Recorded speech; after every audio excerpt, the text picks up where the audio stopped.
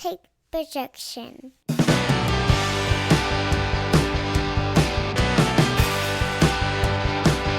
It's Wednesday morning, and you know what that means. It's time for another episode of the Alabama Slam Podcast. I'm your host, Corey Hanna. What's going on, guys? It's Patrick Akers. And we're going to get started real quick. We've got a bunch of stuff to cover. We're going to start off with SmackDown from Friday night. A couple notes first. Grayson Waller effect with Rey Mysterio and Santos Escobar. They're doing their back and forth with Grayson Waller, and then Austin Theory comes out. A couple minutes later, LA Knight comes out and challenges Theory. And I think the winner of that was supposed to get the next match with Rey, right? Yeah. So then Theory cheats and gets another shot at getting his title back. So give me where you're at with what is happening with the U.S. title now, because I feel a little lukewarm at best about all of this. I have no idea. Because the other night I was like, okay, they're going to give our man's finally letting LA Knight get his shot at it. Nope. Yeah.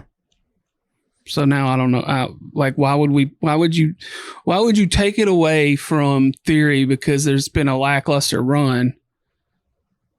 You know, put it on Rey, I thought, so that you could, as well, after seeing LA Knight come out the other night, it's like, now we'll put it on LA Knight for a little while and let him run with it.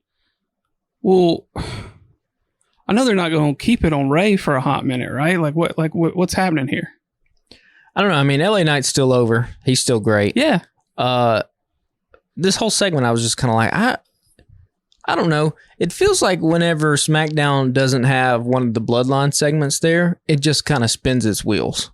Yeah, I only have one other match from SmackDown on these notes. Like, you can clearly tell who the driver of this show is. It's the Bloodline, but they're not there every week. And I think we talked about that last week, which is why Monday Night Raw feels a little bit fresher, just because those stars are there every single week. And then they brought LA Knight to Raw. And then, yeah, the fake brand split that never was, and never is going to be.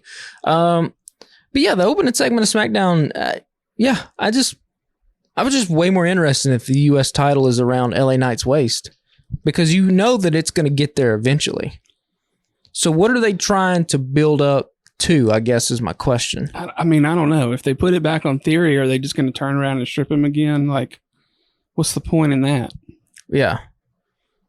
And, I mean, LA Knight's clearly, Rey Mysterio is a legend. Yeah. The crowd still seemingly has not gotten behind Santos Escobar in a way that probably management has hoped, at least not here in the States. Now, again, we don't know how big of a merch mover these guys are in Mexico or in any other kind of Spanish-speaking country. They could just be lining the streets. Yeah, with LWO shirts. Yeah. And, they could be looking at the quarter ratings on TV in Spanish-speaking countries, and anytime LWO's on there, it goes through the roof. I don't know. You got to wonder sometimes how many of these decisions are driven by things like that. But, yeah, I mean, LA Knight's in a feud with Theory in the U.S. title. He's in a feud with The Miz. They're kind of, I don't know, just put the strap on him and let him do something. Yeah. I mean, still over as hell, like you said. It was frustrating. I'm not going to lie. I was just like, well, we have no Bloodline to look forward to tonight, and then this happens. Yeah, and I mean, SmackDown this week was pretty much the Edge retirement show. Or maybe retirement. I don't know. We'll talk about that when we get there. But that's the only one. The whole show was just that. Yeah, every bit of it. Which, I mean, it's cool. I like Edge, but also, I don't know. Again, this feels like the second week in a row where SmackDown has just kind of been there, I guess. Yeah, I mean, that's fine. Like I said, they don't all have to be bangers. Yeah, but it does seem like you could be scoring some major points with the LA Knight thing. Yeah, because outside of the Bloodline, he's the guy on SmackDown. Yeah. I mean, it's him. So let's go ahead and switch gears, because Sheamus and the Edge is the only other thing, or Sheamus and Edge are the only other thing I have listed. Edge. The Edge. The Edge. He plays also in U2. That's the only other thing I had listed from SmackDown. My introduction to the Edge was a few years ago when he came back in the Rumble. Yeah. I was like, who is this dude? Because I had no idea, because he wasn't around when I was a kid watching. And he wasn't, I mean, he is a huge name, but like the only people that I actually knew their names from, like the Attitude Era, were, Stone Cold and The Rock, probably. And I could have told you Mick Foley's name. Yeah. But though, to somebody that didn't watch wrestling in the 90s, I had no idea who Edge is. So, I've learned a little more about him over the last couple of years and blah, blah, blah. And then, I got him my fee-fees during his video package the other night. I was like, God damn. Dude, it's hard not to. I mean, the editorial department in WWE is top notch. I mean, it would rival literally any other company on the planet, NFL, NBA. I mean, they do some of the best work. And yeah, Edge is a big star. He really popped at a time when it was needed, when John Cena really needed somebody else to rival up against because it was kind of just him and nobody else. And, Edge was in an influential tag team with Christian, those legendary TLC matches they had, WrestleMania against the Dudleys and the Hardys. And then Edge, became Rated R Superstar and went on a singles run and became what he is now today, a Hall of Famer. This really felt like the kind of send-off they wanted to give him years ago, but couldn't because of the neck injury. His career got shortened. Anyway, it was a fun match between he and Sheamus, and I thought, judging by the crowd and the way he was reacting, I was like, well, this is it. Well, then things start popping up at the after show. Did you see any of that? I did see that. So, Gunther and Imperium come down and, have a little face-off with him. And then I think there was something else happened. I don't remember. But then he apparently told the crowd, this is the last time I'll see you. And then was sort of like a may not be the last time y'all see me kind of moment, right? So I think it was his send-off to Canada, right? And maybe they'll give him one more match somewhere. So that's good. So first off, I did like the match. I thought it was great. Sheamus and Edge, they put on a show. After that, it was billed as his retirement match. Then it was billed, this is the last match on his WWE contract. And then it came out, his contract's not actually over until September. But then these Edge to AEW rumors have been sparking up. Have you read any of this stuff? I did see some last week before the match. So I was like, But I haven't seen any of the ones I guess that you're talking about that have come out since Friday. So there's a lot of, Meltzer, Sean Ross Sapp. Hey, Edge to AEW is a real possibility. I mean, would it be fun to see him and Christian together? So there's that. There's a lot of guys in AEW that he didn't get to wrestle that were in WWE because of the neck thing. And we know that he's super tight with FTR. FTR has talked about how when Edge was going to make his comeback, they helped him train. They bumped around for him. So they're super close. We know how close he is with Christian. Could CM Punk have been doing a little bit of nod to Edge with his golden vampire thing? Somebody on TikTok broke it down. There were there was a heel tag team that dressed in gold in the WWF that actually trained Edge. I didn't know that. The vampire thing with the brood, it was a whole thing. Could that be something? So I don't know, man. When you're a guy like Edge, you always have to wonder. Daniel Bryan was in a similar situation, right? Where in WWE, he has gone as far as he is going to go, right? I mean, literally, he is a Hall of Famer. You can't go any higher. Right. He's made a ton of money. And so if you want to scratch that itch artistically and you want to kind of push the boundary a little bit, AEW is the perfect place to do things like that. I mean, you could run down a list of opponents. Edge has talked about his admiration for his fellow countrymen and Kenny Omega. Edge and Kenny Omega, sign me up for that. Yeah. You know what I mean? There's all kinds of other guys that he can wrestle that are over there in AEW that has kind of, Edge and Christian versus the Young Bucks. You could do all kinds of stuff like that. So we don't know when his contract is up. They said, I read end of September. So it ain't happening at Wembley. So that was the thing, yeah. And I think that came out because kind of to put a little bit of water on the flame of Edge is not going to show up at Wembley Stadium. Listen, if let's go with that Edge does walk into AEW, in November or whatever. The obvious thing would be to pair him up against Christian or pair him with Christian.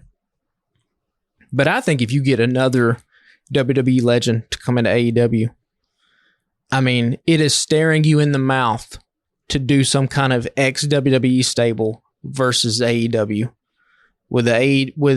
think about a CM Punk and a FTR and Christian and Edge, all as heels up against Omega, the Young Bucks, Hangman Page, and the other guy that I would insert into that group is MJF. MJF, yeah.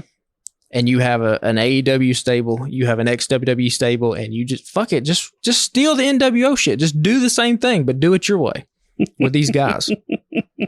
Because, I mean, that has to be, Edge and Christian as a little nostalgia act would be cool, but like, we've already seen the best of that tag team. Yeah. They're not going to happen 20 years ago.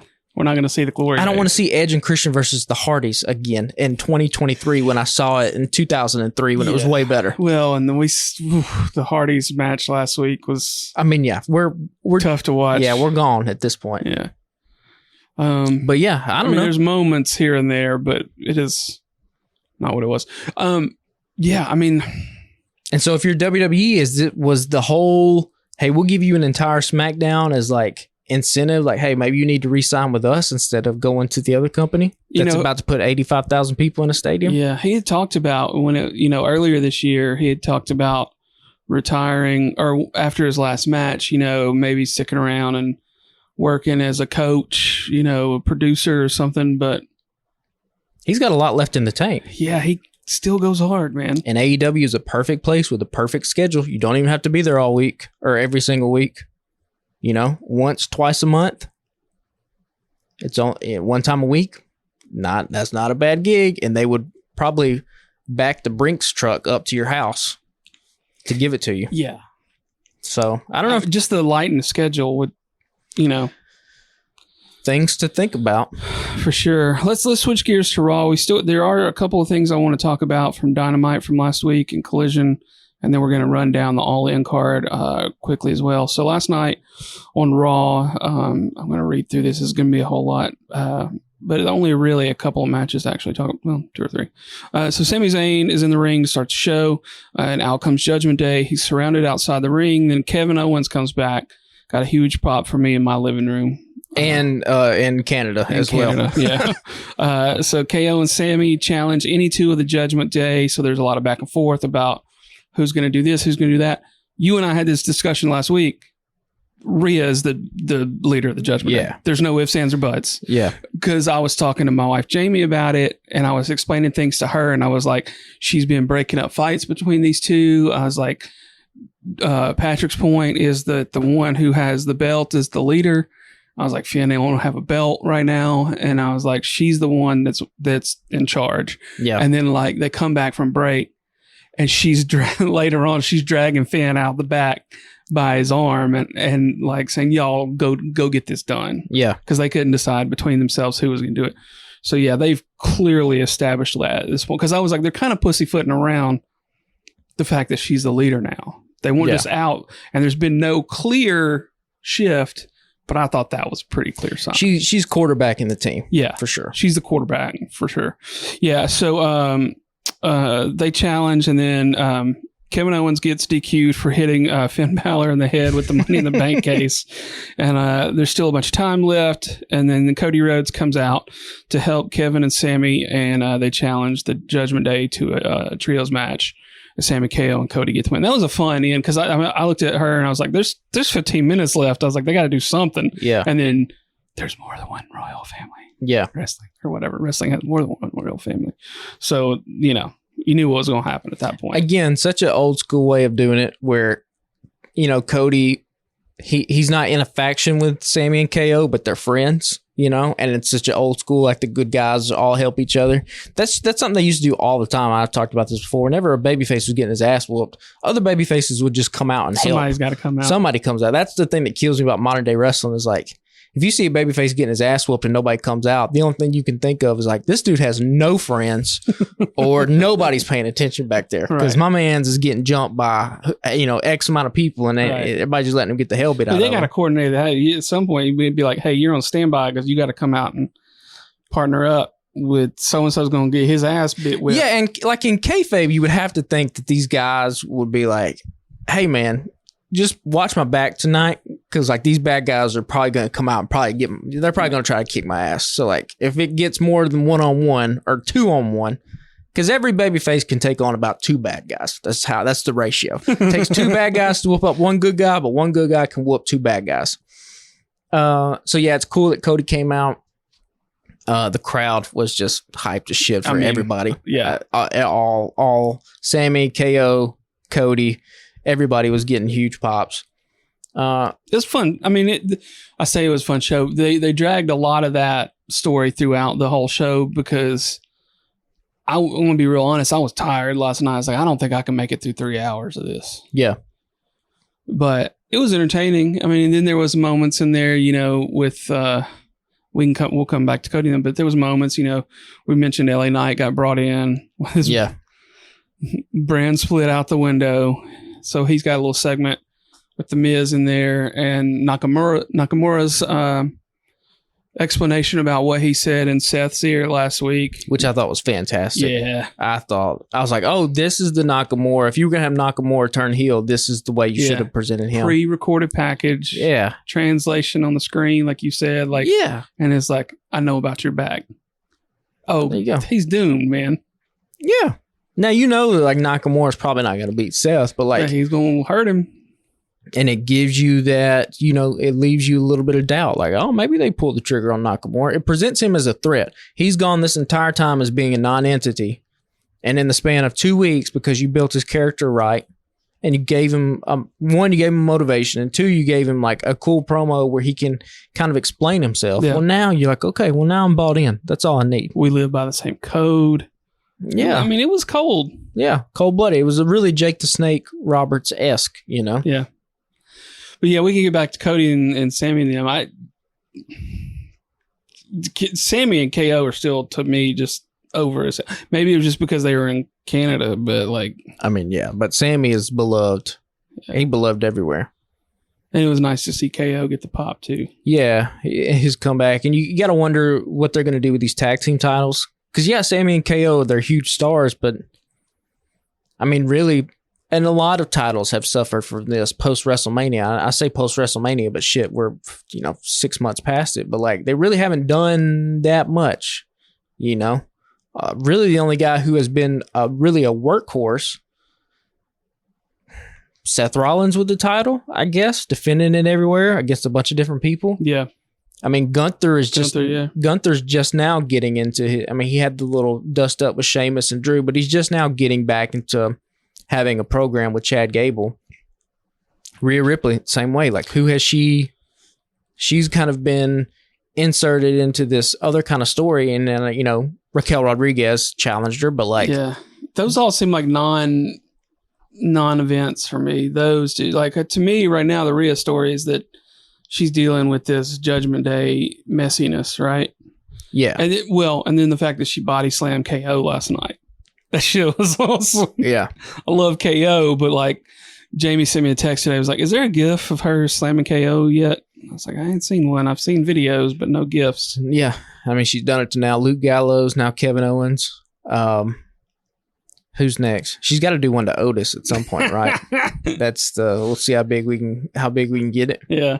Yeah. Yeah. I will say it is kind of cool for the lack of story that she has had. It is kind of cool that she is the head of a stable filled with other men, and she's not like a valet or like any kind of love interest. She's just in charge. Yeah. And they look to her to lead. And, that's something that really hasn't been seen in wrestling before. I mean, I guess you could go back to like China, but like China was not the leader of DX. She was just kind of there. Yeah. Rhea Ripley is the leader of Judgment Day. Yeah. I mean, where I didn't feel like it's been clear before, it's clear.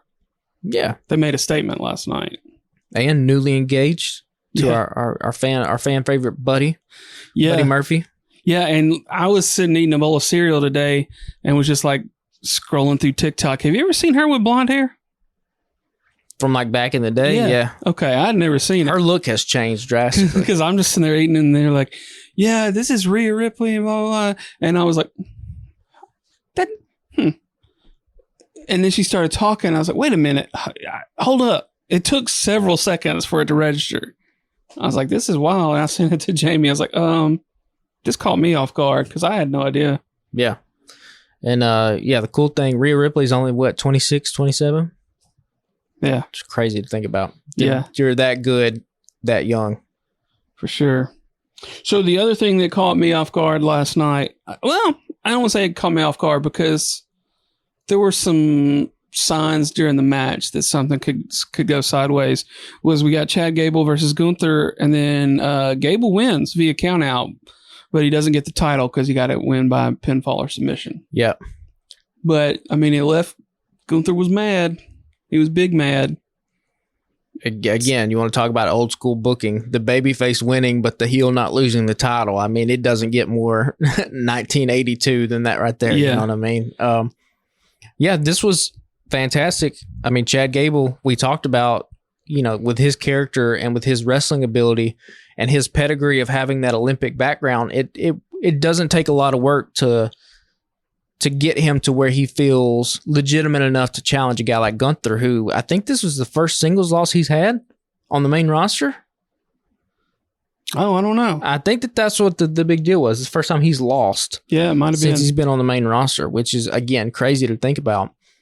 And, it makes you believe, like, hey, Gable can pull it off. Yeah. Now, whether they actually pull the trigger on that, I don't know. Yeah. It kind of would have to, if you have plans for, if you're going to take the title off Gunther, the only thing that he can go up to is the main event level to where he can challenge Seth Rollins for that World Heavyweight title. And so maybe they're getting ready to do that after Nakamura. Maybe that's what happens. And if you want to do that, then maybe it is the right call to have Chad Gable win in some kind of fluky way. He gets the IC title. You can have Gable do a little bit of run, kind of build him up as you get closer to WrestleMania. And then you have a guy like Gunther, post Royal Rumble, can set his sights on the World Heavyweight Championship and Seth Rollins. And you can have Seth and Gunther for the World Heavyweight title at WrestleMania. Yeah. I say we move on because I've got a few things I want to touch on from AEW before we get into All In card. What's your first thing from AEW? Eddie Kingston's back. Oh, before we do that, can I don't know if we're going to shit on it. I will shit on it. Can we talk about the Texas Chainsaw Massacre death match? Let me read you my note. Jeff Hardy versus Jeff Jarrett in death match. Well, that was odd. That's all I have. Listen, I love the fact they are trying to get into branching off into different elements of pop culture and advertising these things, right? They're not the only one that does it. We've talked about before, what was it? The Rey Mysterio Dominic match at WrestleMania was like sponsored by Cinnamon Toast Crunch or whatever. And there was another one that had, I think it was Gunther's match, was like Rocket Mortgage, was all over the banner. So look, I'm not shitting on the advertisement itself. Mountain Dew. Mountain Dew, Code Black, yeah. Bragg, whatever the hell that shit was, okay? So this is not an AEW exclusive problem.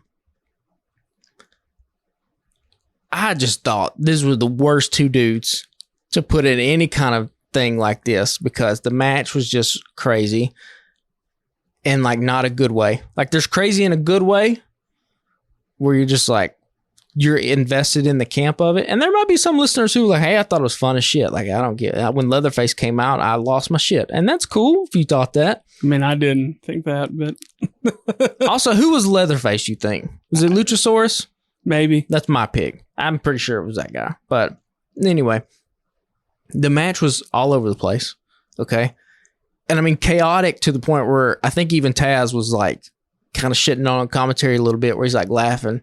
Because we got Satnam Singh in overalls. Like, why? Why is he back in overalls? Why is Sanjay Dutt back in a cowboy hat and boots? And then, Leatherface comes out. Clearly a fake chainsaw, but they're doing the chainsaw shit anyway. Now, I will give AEW a pass. Because I think it was reported they got like 6 figures for this. And, of course, a lot of the proceeds went to the Maui Wildfire Fund. So, like, hey, coming from a good heart, if I was the booker and I got approached with this and they were like, okay, we can do this, but it's 6 figures that go to charity, I might go, okay, fuck it, I'll do it. But I thought this was just for all the comparisons to like WCW that we made last week in not so a good way, this felt such like fucking 2001 WCW, where it just is all over the place, and you're like, this is a train wreck that I kind of can't stop watching. I think it was probably these two dudes, though. Like, we've seen unorganized matches like this take place that were a lot of fun, like stadium stampedes and shit, right? Yeah, with Hangman coming in on the horse. Yeah, shit. Cool moments like that. We've seen chaotic kind of stuff that could go, it's hard to follow, but they just seemed like they didn't know where they were supposed to be last week. They went through a dark tunnel for no reason. What the fuck? What was that? Yeah. Yeah.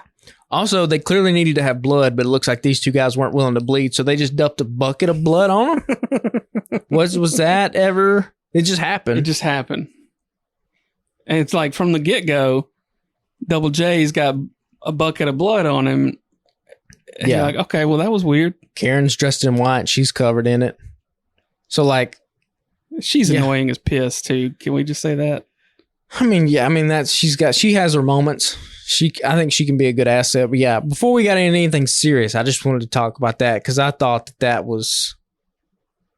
I don't think that they're doing that on Collision. I think if they bring up an idea like that on Collision, old Mr. Phil Brooks is like, nah, we ain't doing that. Not on my show, Ain't doing it, motherfuckers. yeah. We ain't doing this shit here. Yeah. So let's circle back. Eddie Kingston's back. He's back. So Eddie and the Luchas are going to challenge the Blackpool Combat Club to a stadium stampede.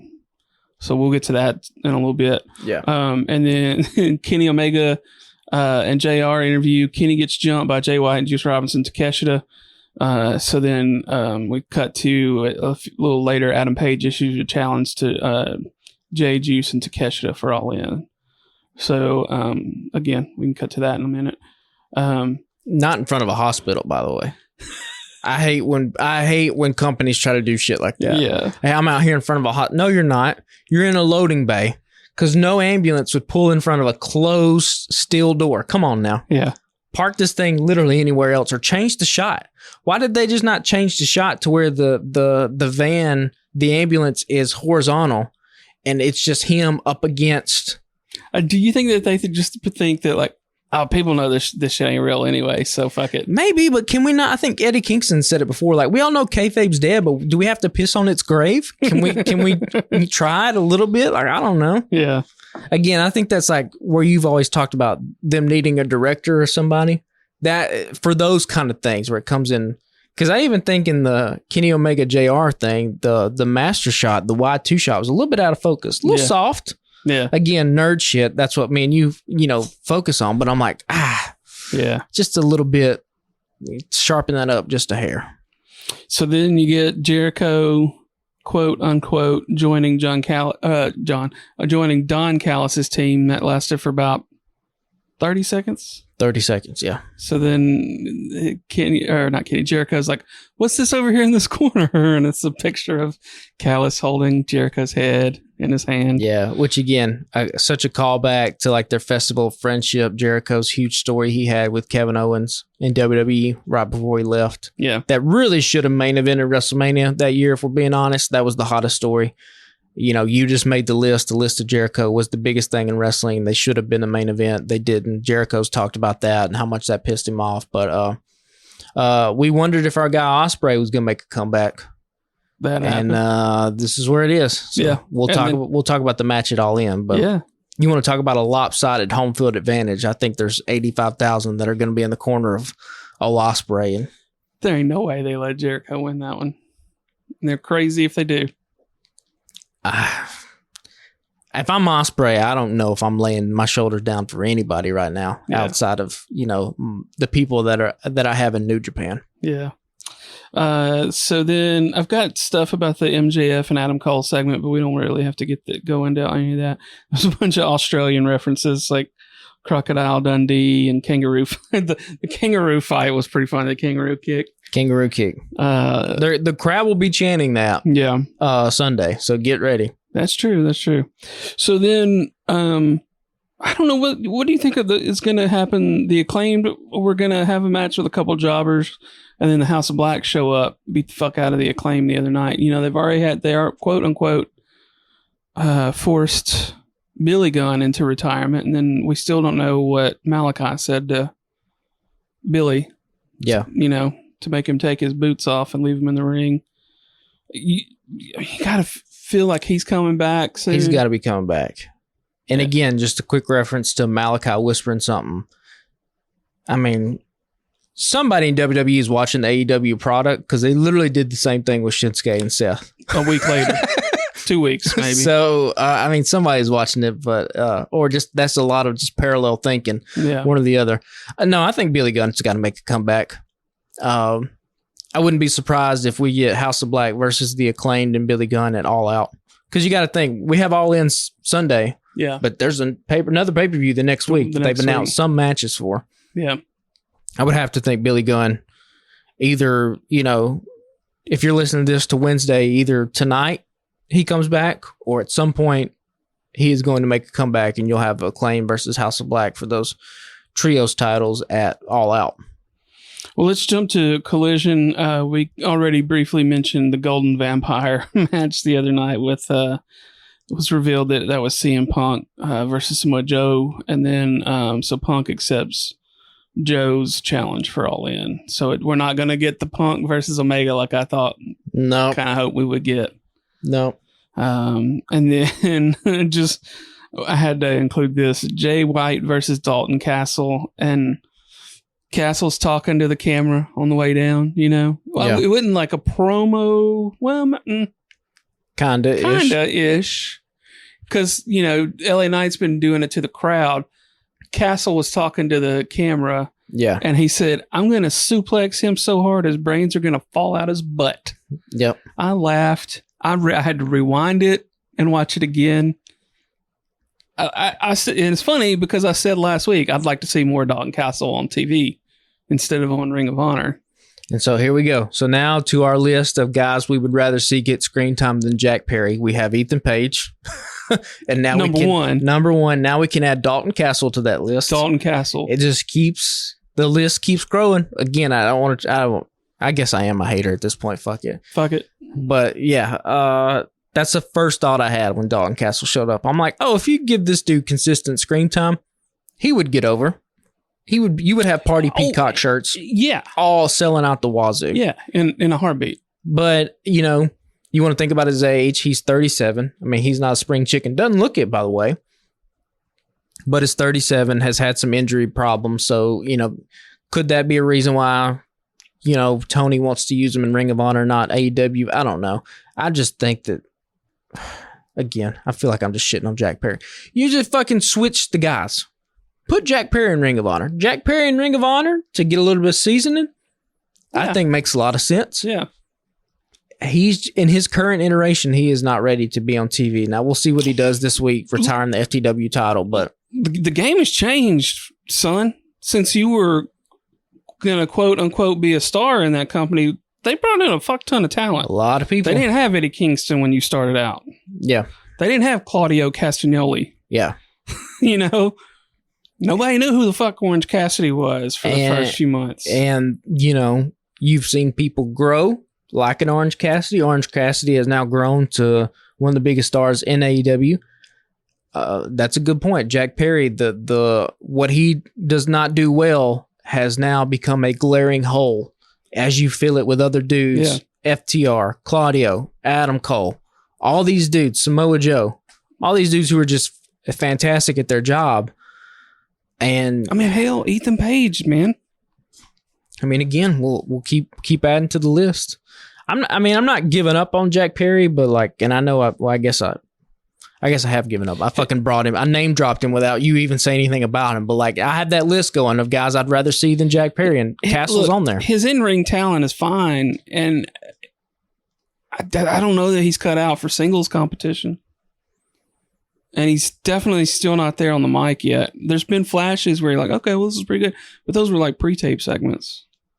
Yeah, and you can hide a lot of people in a pre-tape. You can do a lot to hide people. But, yeah, I don't know. We'll see what he does with his FTW retirement match, or retirement ceremony, I should say. But, yeah, Dalton Castle, Jay White, back to them. Thought it was fantastic. I don't know if you saw on TikTok, but some woman ringside excuse me, had a sign that said, "I named my fish Juice Robin Swim." And I think Austin Gunn saw it at first, called Juice over, and then Juice came over. They took a picture. So you're the first one to get a picture of me with my gold tooth. Juice Robinson, shout out to him and Tony Storm for just being like, what does AEW not do well? They don't do character work. So Tony Storm, I'm going to fucking dress up like I'm in Sunset Boulevard, and I'm just going to have this gimmick going. She's been absolutely fantastic these past couple weeks. And Juice Robinson, like I said, has just brought back the cocaine wrestler of the 80s where he's just chaotic. Unwired. And he is going to be a huge babyface whenever Bullet Club Gold turns to good guys, and I don't think they're that far away. They're really close to every time that... They're over. I mean, people love them. Jay White's going to come out there, put the guns up, and they're really close to having the entire crowd, and synonymously putting their fucking guns up in the air. Put in that cardboard finger. And then the card blade was just... I mean, again, it's so simple. Like, the stupidest things, if you just treat them seriously. This is the Jericho thing that we talked about with Daniel Garcia. Jericho's trademark. Find something really, really stupid, treat it as seriously as you possibly can, it will get over. It's a equation that has lasted in the wrestling business and will continue to last for forever. It just makes for great television. So get a cardboard cutout. Hey, how's it going to get over? You just fucking keep bringing it back every week. And do stupid shit like from out of camera to put that arm in the frame. And Jay White, like we've talked about, everybody undersold how good this dude was. That dude should be champion in AEW sooner rather than later. I mean, he is in every sense of the word. Yeah, I mean, there were a lot of people, like, we've had one TikTok that fucking blew up and has had over like 100,000 views and a fuck ton of comments and things. And I've been saying for 2-3 weeks that I was going to get back into doing those again. I just haven't had time. But our most popular TikTok was when we were going on and on about Ospreay after Forbidden Door 2. And a bunch of people were like, y'all just be quiet because we got Jay White. And Jay White's just as good and the same age. And probably Will Ospreay's not bad on the mic, but Jay White probably has him in the promo department. I've always jokingly said, Jay White is what everybody wants Adam Cole to be. Yeah. We'll see. We'll talk about Adam Cole a little bit later when we preview the All-In card and see what they do with him. But yeah, Bullet Club Gold, man, we're close. Yeah. We're close to them just being the hottest act in the company. You can feel it. I feel like it's got to be there because I'm not typically a heel guy, right? Yeah. But I love Juice and I love Jay, and then like them teaming up with the Gun Club has been nice, and then. I mean, like I said earlier, like they're getting those huge pops. And when that shit starts happening, when people stop calling Austin and Colton Gunn the ass boys, that's when you'll know, like, okay, this is the biggest babyface group in the company. Yeah. And we're, I don't think we're too far away from that happening. Well, let's go ahead and switch gears to the All-In card then and get to the main event. We just mentioned Adam Cole. So let's do MJF versus Adam Cole first. I haven't looked at this card as one complete unit yet, so this is going to be interesting. Because I was thinking about it today when I was outside with my dog. I was like, there's going to be some good shit, but I'm not super pumped up. Like, I feel like I should be for this to be a Wembley. Oh, I'm stoked. My excitement level's through the roof. Once I read through it, it's probably going to be different. But I just from what I could pull off the top of my head. I love UK crowds. That's what I think I'm most excited about. It's just the crowd. I mean, outdoor event, 80-something thousand people. I mean, let's just think for a second. AEW has been a company for 5 years. And a lot of people were like, oh, a second wrestling promotion in North America will never work. Like, you can't compete with WWE. And for AEW to go from All In 5 years ago to now All In front of what I guess researchers and people who don't buy into the BS propaganda that is the WWE machine are saying this is the biggest wrestling event ever. That is wild. That's wild. Yeah. That's crazy. MJF kind of hit him in his promo. Was like, hey, the first All In, I barely got on the card. He said he had to like beg to get on it. He begged, yeah. And now he's The headliner. he's the dude. I would imagine he's going to get the outside of probably Will Ospreay and maybe Sting. Sting just for the novelty of, oh shit, here's a legend. MJF's going to get the biggest crowd reaction. Which again, if that doesn't just go to show that this dude is really one of a kind, and when he says that he's a generational talent, he's not lying. Like the fact that he's got these many people in his corner. And for him, you know, it's a big spot because, I mean, let's be honest. There's a lot of dudes who were main event stars who, when it got to the matches were kind of underwhelming, right? I mean, Hogan, perfect example. Huge star, but nobody's going back and watching Hulk Hogan matches. You know, The Rock and Stone Cold, for as great as they were, there's not a ton of those matches when they were at the top of the card that people go back and watch and talk about. Ric Flair's probably the guy who his star power and his match ratings were probably, you know, right neck and neck with each other. For MJF, if he can go, I mean, even a guy like Roman Reigns, let's be honest, there's a lot of his matches. You know, we talked about them a lot, quite frequently on this podcast. You don't necessarily watch that for the matches. You watch that for the story. Right. So if MJF can match, if he can take the story and take the character work and put that together with the ring work and deliver in Wembley Stadium. Know he can. Yeah, like we talked about. I mean, best four-way match of all time probably belongs to him. Best Iron Man match of all time probably belongs to him. One of the best dog collar matches of all time he's a part of. And now if he can put on a classic in front of 85,000 plus people, I mean, at 27 years old, it's I don't think it would be a stretch to be like, hey, I am one of the greatest of all time. I'm one of the top 15 wrestlers to ever live. Look at my body work and the short amount of time that I've done it. So, yeah, Jack Perry. I think he's got a lot to, in terms of like the wrestler who has the most to gain from this weekend.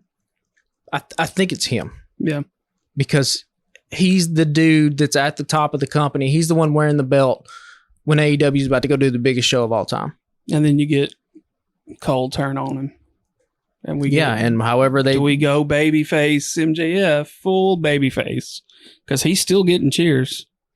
Oh, and like I said, it will be raucous Sunday. That crowd will be firmly in his corner in a way that I think if you're a guy like Adam Cole, could be maybe a little disappointing just on a personal level, because here this guy is who came back from a concussion and thought his career was over, and that should be the story people are gravitating to.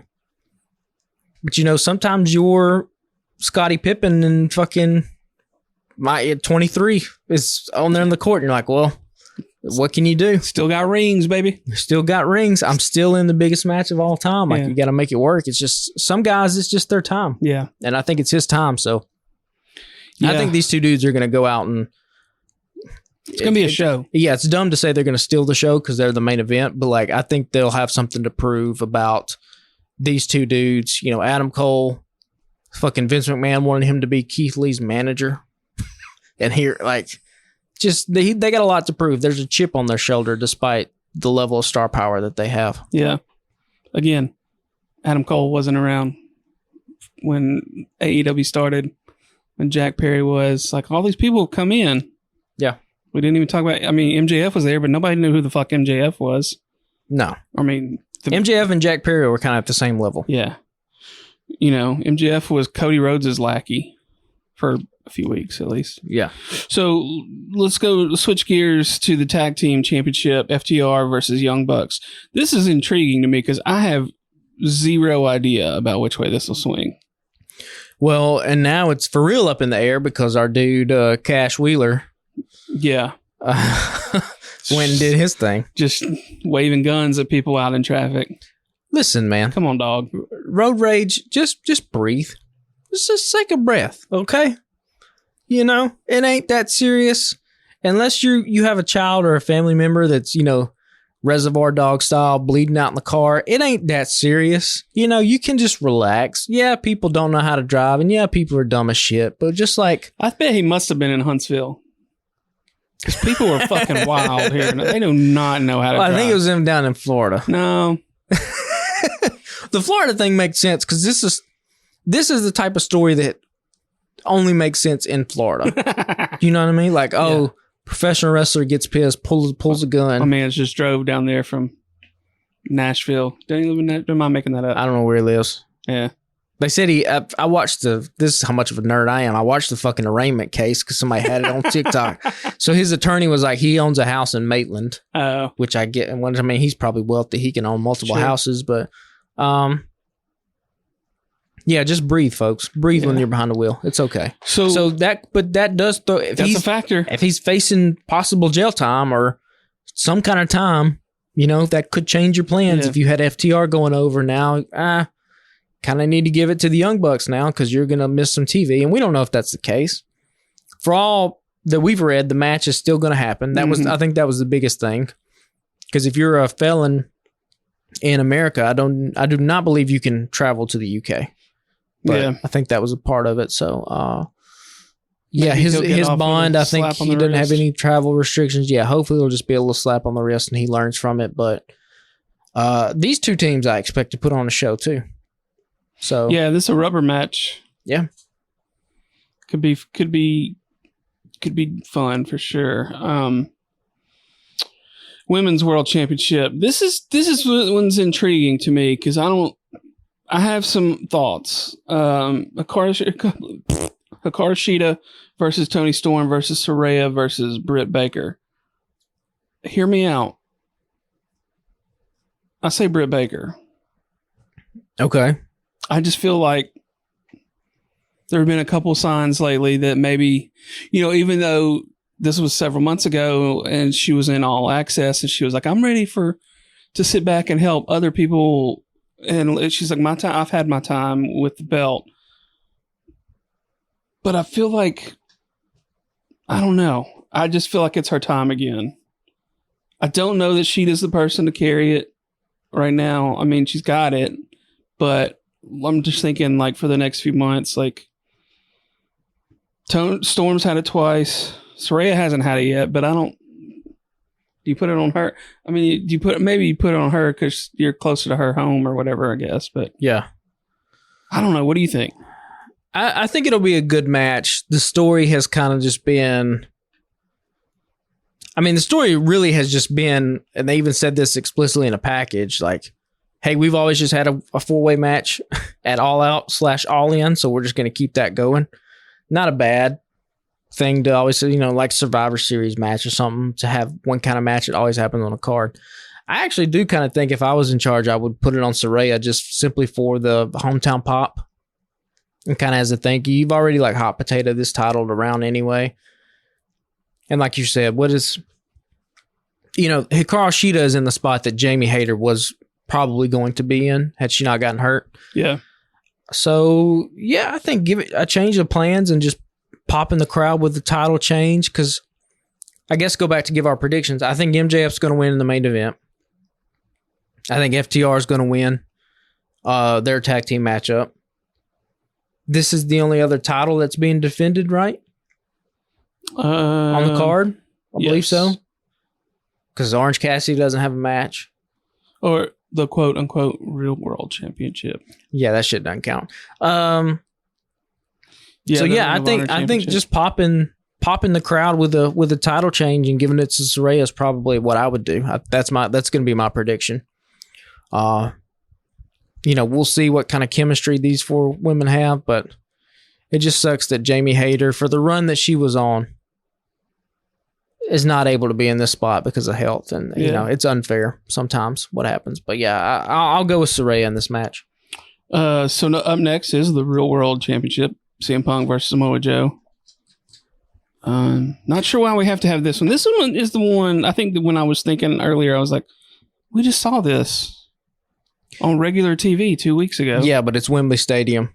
You got to have CM Punk on the card. Yeah, but you got to have Samoa Joe, and you have nothing else for these guys to do. So Yeah. put them together. I think this is going to be the worst match of the card. Not that I think this is going to be a bad match, but I think this is the one where when you and I are back in here next week, we're going to be like, it was fine, but it was, if you were ranking them, it was down at the bottom for sure. Again, I've seen these two dudes wrestle 15 years ago when they were both at their peak. And I'm not mad at it, but I'm just like, out of all the things. I've seen this before. Yeah. So, coffin match, Darby Allin and Sting versus Swerve and AR Fox. This will be a show.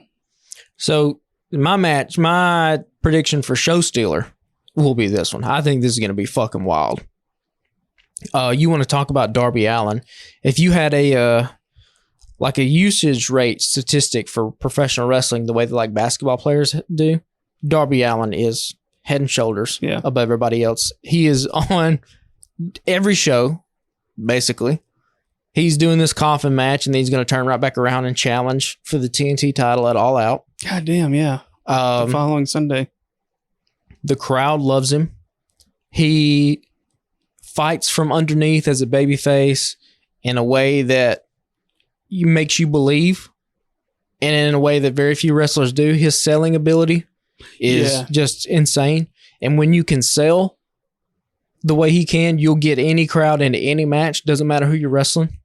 Like Collision, not that the crowd was dead Saturday night, but they weren't super hot until Darby Allin and Christian started.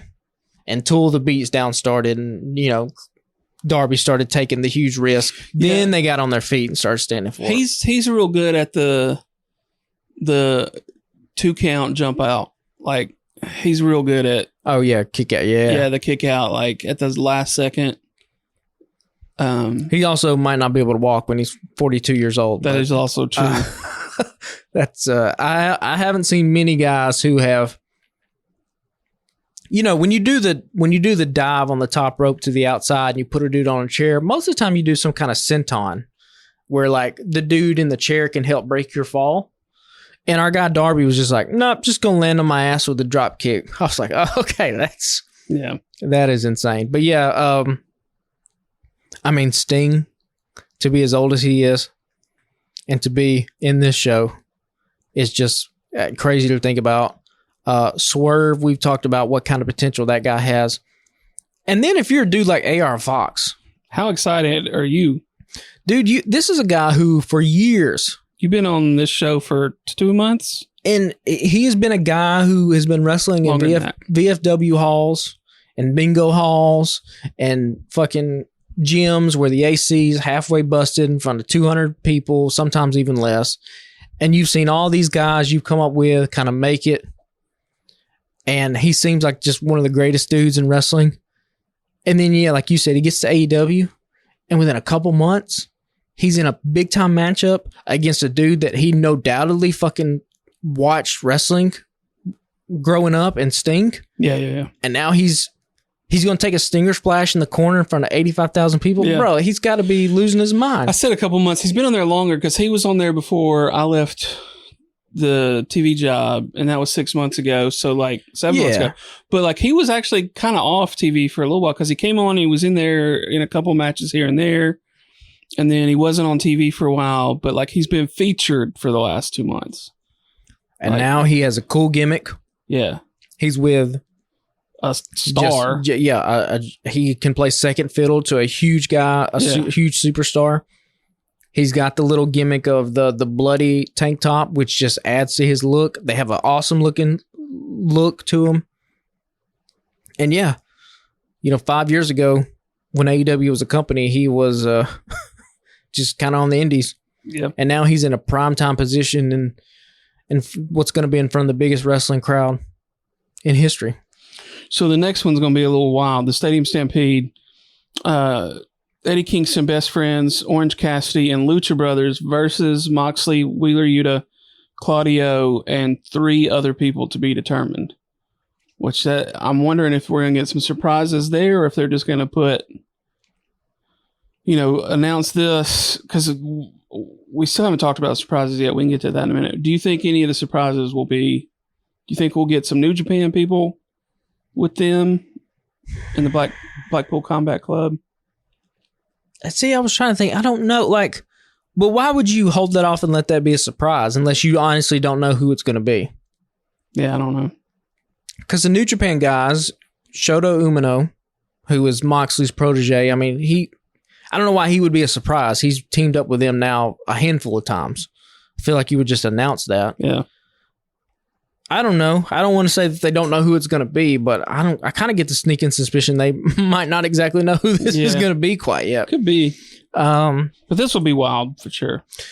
Now, Stadium Stampede is different from Anarchy in the Arena, right?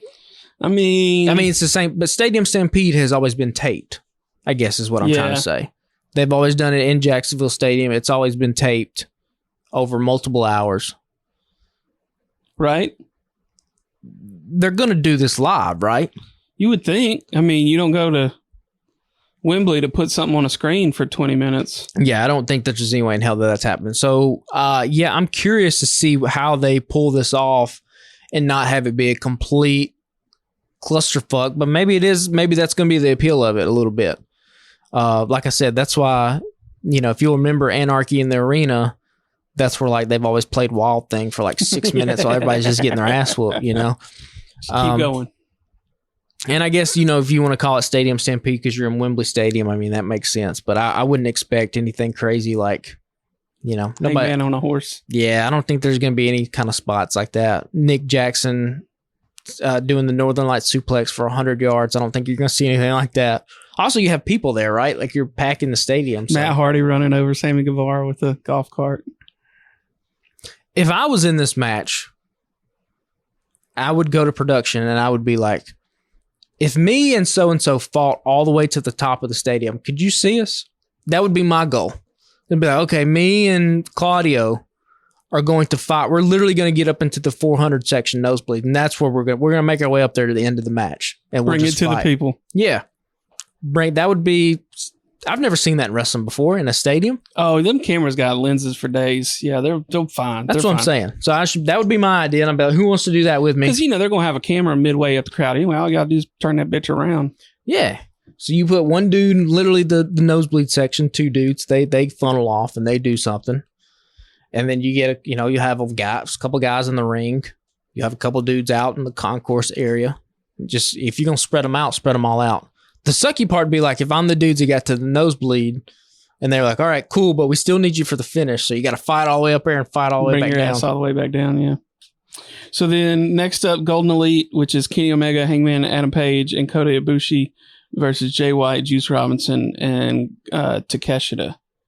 That's going to be fun. That'll be fun. That'll be a wild match, too. I forgot about a couple of these. That's going to be fun as shit. Yeah, the talent in that ring is off the charts. And AEW does multi-man matches so well. Yeah. I mean, those guys are going to be flying all over the place. Yeah, I mean, talk about a fucking all-star team. Those guys.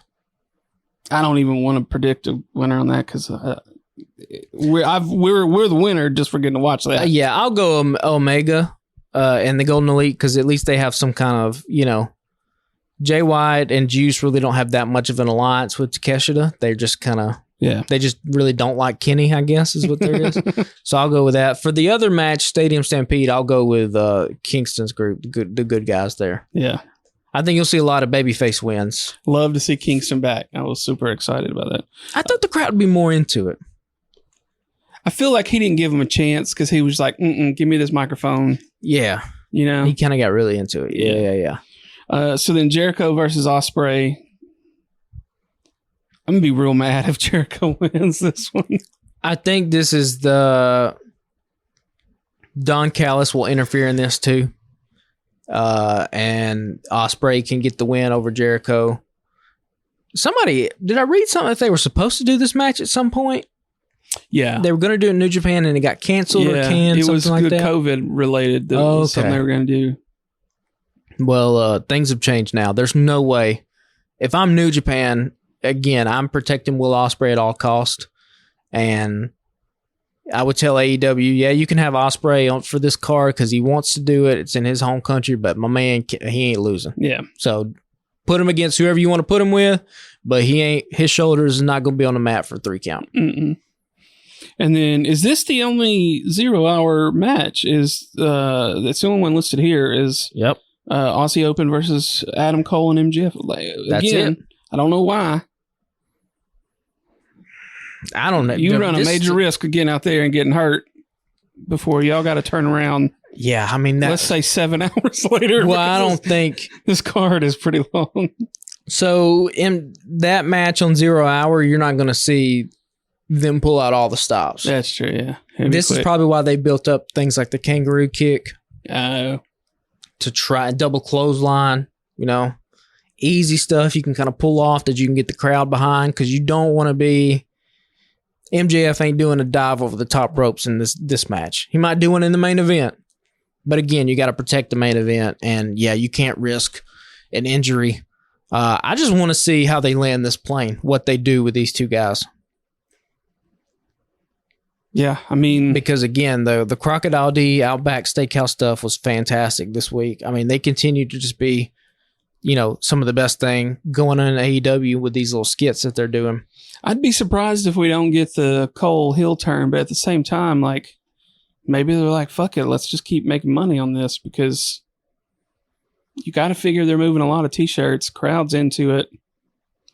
Yeah. But, I mean, it's going to be the biggest stage they're going to have to keep telling this story. Yeah, but I think he could just, again, the thing lingering out there is that there's literally a pay-per-view the next week. Mm-hmm. So you could end All In, I think, with Adam Cole and MJF doing the little hug and Adam Cole raises his hand, and you go off the air with, thank you so much for being on this ride with us. 5 years, here we are. The company's in better shape than it's ever been, blah, blah, blah. A feel-good moment, right? Then at All Out, if you wanted to do Punk and MJF for the real world championship, and I would not do this, but you could have Adam Cole fuck over MJF to where Punk becomes a champion. I would not do that. I would have MJF be successful, have Adam Cole come down to hug. They're going to leave All Out the same way they left All In, hugging each other, and then boom, the super kick happens in the Chicago crowd. Now you got your angle going forward. Yeah. I would not. I don't know. I've gone back and forth.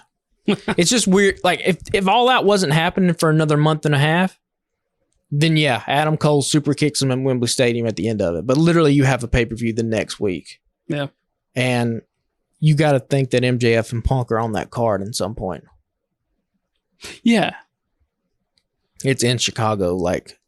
Yeah, Punk's going to be the main event there. Yeah, so there's got to be, maybe that's how they go off the air at Wembley. MJF and Adam Cole are in the ring. They just started hugging, celebrating. Cult of Personality hits. CM Punk comes down the ramp, holds the real world title up. MJF holds the real world title up, but in the background is Adam Cole, just kind of like looking at both of them, being conniving and sneaking. Mm-hmm. And then you can, then you can set that up going forward. Yeah. Well, that's going to do it, I guess, unless you got anything else. Oh, surprises. You got any predictions on what we could see? Doesn't look like we'll see Edge. Yeah, Edge. For the longest we talked about Drew McIntyre possibly, but that's been out of the realm of possibility for a while now. I mean, I don't know who is out there that you could bring in. I mean, the surprise will literally be whoever joins up John Moxley in the BCC, but do you think is there a status update on Mercedes Moné? Her injury? Yeah, but I mean, where do you bring her? I mean, I guess at the end of the women's four-way. Women's four-way, because that's the only women's match, right? Yeah, that's the only place for her to pop up at. I mean, that would be a big get. If you could get her, that would be huge. A nice place for her to debut. Yeah, I just don't know who else is out there. There's not going to be anybody from WWE that we know of. There's been Goldberg rumors, but that would be boring as hell. And again, we're just Goldbergans. If Goldberg is the fucking member of BCC, that would kind of be. I don't know if I'd be too mad at that, but who would he be going why? Yeah. Why would he team up with Blackpool Combat Club? If Yeah. Goldberg's going to come into AEW, he comes in with MJF. And they form a Jewish super pack of super Jewish superheroes. That's the only way to do it. But yeah, I could see Goldberg just kind of debuting. If we get a thing where Tony Schiavone's in the ring and they kick it down there like we got a big announcement, then you'll be like, okay, well, this is where fucking Goldberg comes out. Yeah. That'll be that. And there could be something like that. But Well, or fucking Tony Nese is in the ring. yeah. Tony Nese and Mark Sterling in the ring. I'll text you and I'll be like, all right, here comes Goldberg. Yeah. This is where this shit's about to happen. Yeah. Well, I guess that's it then. We haven't seen Jade Cargill in a while. Do you think we'll ever see her again? Yeah, so I read something before we started rolling that she's probably going to pop back up pretty soon. Okay. So, well, if y'all don't already, follow us on Twitter and Instagram and TikTok at Alabama Slam Pod. We are on Facebook. Just search Alabama Slam Podcast. We have a network of fellow podcasters at thealabamatake.com. You can follow the Alabama Take on all social media. There are weekly podcasts from us, and me and some buddies of mine have a Star Wars podcast called We Are a Star War. There's a couple of different weekly or bi-weekly podcasts about sports. There's Taking on Sports and The Stare Down. There's a weekly pop culture podcast called Taking It Down. And my lovely wife has a new co-host for her book podcast, which is monthly at the moment. It is called Check Your Shelf. And we are also, I think, nearing this current season of This Song Sucks. So go give all of those podcasts a listen and a follow if you don't mind. We would appreciate it. And go to tpublic.com. You can search for Alabama Slam Podcast and get t-shirts, stickers, mouse pads, and all kinds of shit over there with our logo on them. And any of the Alabama Take logos are there as well. Patrick, final thoughts? no, we got a big weekend of professional wrestling. We'll have another big weekend of professional wrestling next week. Yeah, so it's Payback Saturday and then All Out Sunday? Or vice versa? No. Or are they both on the same day? Oh, that I don't know. And then college football starts. College football starts. Roll Tide. The WrestleMania 40 tickets just went on sale. Apparently, they already broke the gate. Yeah, they've already sold like 90 tickets sold. So, do you believe that? Or are they just like, we've already sold more than Wembley? Well, I mean, yeah. That's why the WWE's never missed a shot to be petty or take a shot at the competition. WWE's different because they actually do have, since they're public, they have to disclose those numbers. So that's where, like, when I was getting to, like, WWE claims they had the attendance record, Dallas 101,000. You actually go look at the ticket sales. I think they distributed like 81,000. The 101 was just like a fucking made up number. Sometimes you just make shit up. Yeah. But because they're public, yeah, they have to disclose that stuff. But I would venture to guess you're going to get, Lincoln Financial Field, I think, holds about, 70,000+ people. So by the time you put chairs there, and again, you got to think WrestleMania is 2 nights. Duh. Okay. So 90,000 over those 2 nights. Gotcha. But clearly a lot of people want to see what we all anticipate to be the coronation of Cody Rhodes as the undisputed champion. So we'll see if that comes to pass. Yeah. I still got to watch that documentary. Shit. All right. Well, that'll do it for us. We hope y'all will tune in again next week. We'll talk to y'all then. Later, guys.